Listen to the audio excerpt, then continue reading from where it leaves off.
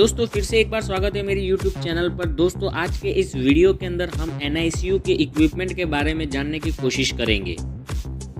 दोस्तों NICU का full name है नियोनेटल इंटेंसिव केयर यूनिट। जन्मजात बच्चा बीमार होता है तो उनका ट्रीटमेंट NICU में किया जाता है। जैसे कि बच्चा प्री मैच्योर पैदा होता है, जन्मजात बच्चे का वेट नॉर्मल वेट से कम होता है, श्वास लेने में तकलीफ होती है, जॉन्डिस, ऐसे जो जन्मजात बच्चे बीमार होते हैं उनका ट्रीटमेंट NICU में किया जाता है। तो दोस्तों आज का हमारा टॉपिक है NICU में बच्चे को ट्रीटमेंट देने के लिए कौन से इक्विपमेंट का यूज किया जाता है। तो दोस्तों वीडियो को शुरू करने से पहले अगर आप मेरी चैनल पर नए हो तो प्लीज़ चैनल को सब्सक्राइब करें, बेल आइकन दबा के ऑल पर क्लिक कर दे ताकि मेरे हर एक ऐसे नए वीडियो की नोटिफिकेशन आपको मिलती रहे। सबसे पहला इक्विपमेंट है रेडिएंट वार्मर। पूरा NICU हमें रेडिएंट वार्मर से ही भरा हुआ दिखाई देता है। तो जानते हैं रेडिएंट वार्मर का यूज क्या होता है। बेबी के टेम्परेचर को मेंटेन करने के लिए ये मशीन का यूज किया जाता है और टेम्परेचर मेंटेन रहने से बेबी का मेटाबॉलिक रेट भी मेंटेन रहता है। मेटाबॉलिक का मतलब है फूड का एनर्जी में कन्वर्जेशन। रेडिएंट वार्मर में बेबी के नॉर्मल टेम्परेचर के हिसाब से टेम्परेचर को सेट किया जाता है और टेम्परेचर प्रोब को बेबी के स्किन पर लगाया जाता है।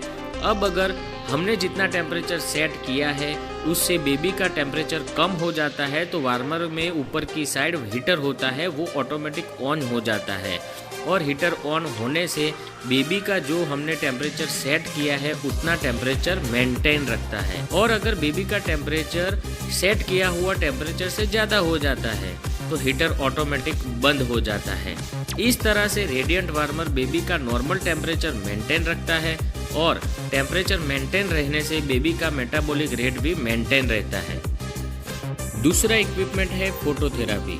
वीडियो की शुरुआत में मैंने बताया कि जॉन्डिस वाले बच्चे का ट्रीटमेंट NICU में किया जाता है, यानी कि जिस बच्चे में बिलिरुबिन की मात्रा ज़्यादा होती है उनको फोटोथेरापी से ट्रीटमेंट दिया जाता है। दोस्तों फोटोथेरापी का यूज कैसे करते हैं, तो इसमें ब्लू लाइट होती है जिसकी रेंज 420 से 500 नैनोमीटर तक की होती है। ये वाली लाइट को जॉन्डिस वाले बच्चे पर डॉक्टर जितना टाइम डिसाइड करता है उतने टाइम के लिए कंटिन्यूअसली रखी जाती है। लाइट और बच्चे का डिस्टेंस अराउंड 45 सेंटीमीटर का रखा जाता है।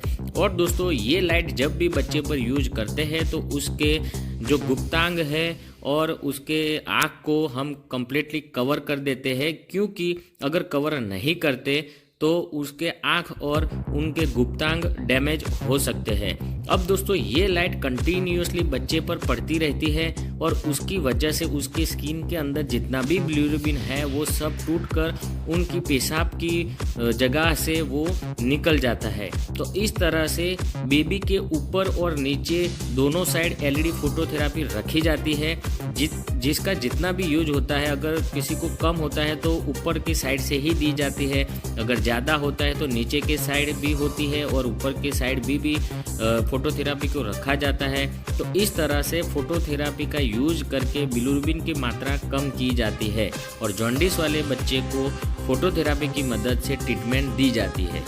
तीसरा इक्विपमेंट है पल्स ऑक्सीमीटर। पल्स ऑक्सीमीटर को तो आप सब जानते हो, बट NICU में जो पल्स ऑक्सीमीटर यूज होता है वो वेरी हाई क्वालिटी का होता है, क्योंकि NICU में जो बच्चे का ट्रीटमेंट किया जाता है वो एकदम न्यूबॉर्न बेबी होता है, उसके अंदर एक्यूरेसी बहुत ज़रूरी होती है। दोस्तों पल्स ऑक्सीमीटर की मदद से बच्चे का पल्स रेट और बच्चे के ब्लड के अंदर कितना ऑक्सीजन का लेवल है वो हम जान सकते हैं। NICU में जो पल्स ऑक्सीमीटर यूज होता है उसके साथ जो प्रोब होता है वो फिक्स रैप वाला होता है, रिंग जैसा होता है, ताकि बच्चे के पैर में हम आसानी से लगा सकते हैं और कंप्लीट लगाने से हमको जो रीडिंग मिलता है वो वेरी एक्यूरेट मिलता है। चौथा इक्विपमेंट है मल्टीपैरा मॉनिटर, यानी कि vital sign monitor. Multipara monitor में SpO2 और पल्स रेट तो होता है, लेकिन इसके साथ ECG, NIBP, रेस्पिरेशन और टेम्परेचर भी होता है। तो जब भी ECG, NIBP, रेस्पिरेशन और टेम्परेचर इसमें से कोई भी पैरामीटर को कंटिन्यूअसली डॉक्टर को ज़रूरत होती है तो मल्टीपैरा मॉनिटर का भी यूज किया जाता है। पांचवा इक्विपमेंट है सिरिंज पंप। अगर कोई पेशेंट को ड्रग कंटिन्यूअसली देना होता है और वो भी एक्यूरेट मात्रा में, तो वो सिर्फ सिरिंज पंप से ही पॉसिबल है। फॉर एग्जांपल कोई ड्रग है और वो पेशेंट को 1 आवर में 2 ml देना है, वो भी कंटिन्यूसली 24 आवर्स तक देना है तो उसके लिए सिरिंज पंप का यूज किया जाता है। छठा इक्विपमेंट है infusion pump. Infusion pump syringe pump की तरह ही काम करता है।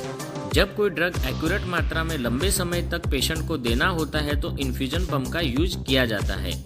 इन्फ्यूजन पंप में डायरेक्ट आईवी लाइन लगती है और इन्फ्यूजन पंप का यूज जब ज़्यादा ड्रग देना होता है तब किया जाता है, जैसा कि 1 आवर्स में 10 ml, 20 ml, 30 ml इस तरह से अगर कंटिन्यूसली 1 आवर्स में ड्रग देना होता है तो उस कंडीशन में इन्फ्यूजन पंप का यूज किया जाता है। दोस्तों, आपको एक क्वेश्चन होता होगा कि सिरिंज पंप से भी हम एक्यूरेट ड्रग दे सकते हैं, तो फिर इन्फ्यूजन पंप यूज करने का मतलब क्या है? तो जब आप 20 ml 1 आवर में देना होता है तो सिरिंज पंप में ज़्यादा से ज़्यादा हम 50 ml की सिरिंज लगा सकते हैं, तो आपको बार बार सिरिंज को चेंज करनी पड़ती है। तो इसलिए ड्रग की मात्रा ज़्यादा होती है तो इन्फ्यूजन पंप का यूज किया जाता है। अगर ड्रग की मात्रा बहुत कम होती है, माइक्रो लेवल में होती है, तो सिरिंज पंप का यूज किया जाता है। सातवां इक्विपमेंट है वेंटिलेटर। जब बच्चे की रेस्पिरेशन सिस्टम काम नहीं करती है तब वेंटिलेटर का यूज करके ब्रीदिंग करवाया जाता है। जब बच्चे का दिमाग, हार्ट और बाकी के ऑर्गन सब अच्छी तरह से काम करता है लेकिन उसकी रेस्पिरेटरी सिस्टम काम नहीं करती, तब वेंटिलेटर का यूज करके उसको ब्रीदिंग करवाया जाता है। आठवां इक्विपमेंट है पोर्टेबल वेंटिलेटर।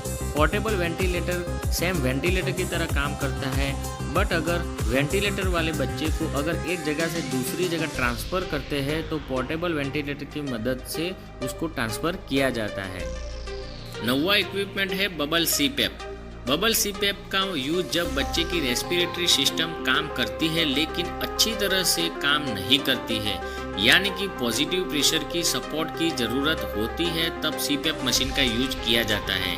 सीपैप का मतलब है continuously positive airway pressure. CPAP machine से बच्चे के एयरवे में पॉजिटिव प्रेशर बना रहता है, जिसकी मदद से बच्चा आसानी से ब्रीदिंग कर सकता है। 10वां इक्विपमेंट है सक्शन मशीन। सक्शन मशीन का यूज बच्चे के मुंह और श्वास नली में से एक्स्ट्रा फ्लूइड को रिमूव करने के लिए किया जाता है, तो सक्शन मशीन भी एनआईसीयू में होता है।